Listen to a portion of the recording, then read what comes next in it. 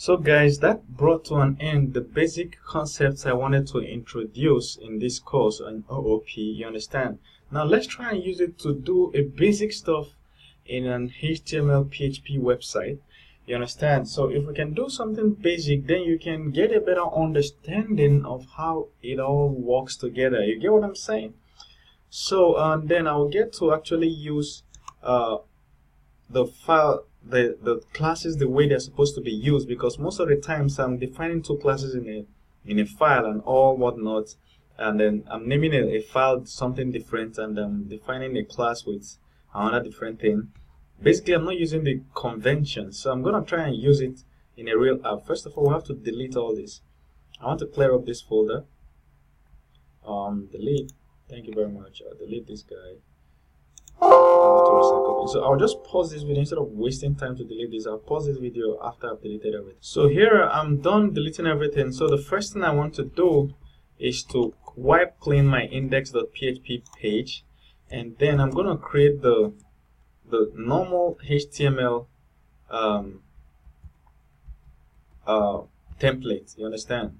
This doc type HTML. So and then of course you have your head.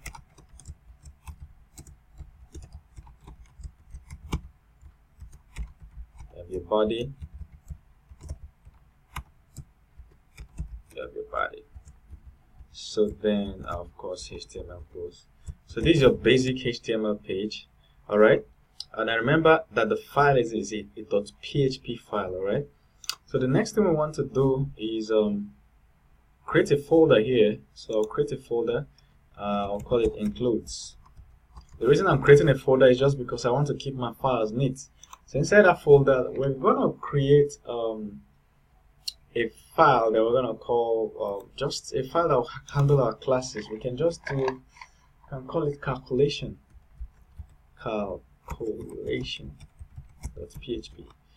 The reason I'm using capital letters to name it is because I want to know that just by looking at the file, I want to know that it contains a class. Then another thing I can do is to put .inc.php, so that by looking at the file I will know that it's an includes file, it's in the includes folder.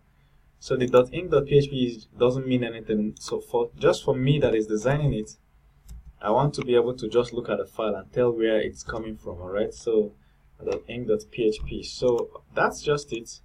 And then we're just gonna do inside .inc.php, we're going to create a file that we're just gonna call let's say class. We're going to define a class and call the class, guess what, the same name as the file, calculation, and then that's it.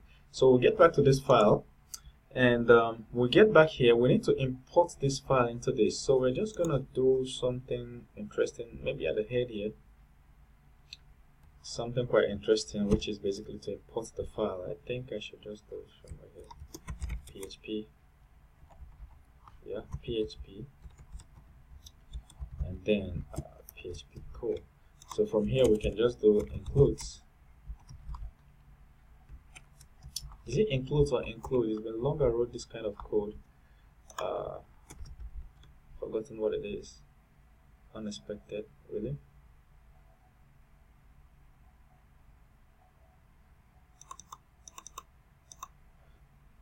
Yeah, of course. I just forgot. So it should be more like includes this way.